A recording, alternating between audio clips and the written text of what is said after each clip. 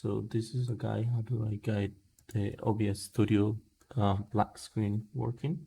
The first thing we need to do is go to display settings, then go to the graphic settings at the end of the page, then choose the classic app, browse to where the installation OBS Studio is.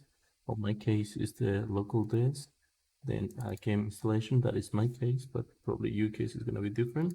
OBS Studio, bin, 64 bits or 30, I don't know the other bits they have, and select the application, then add.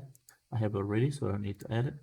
Then options, system default is the default one, so just change it to power saving mode, and then it should be working after that.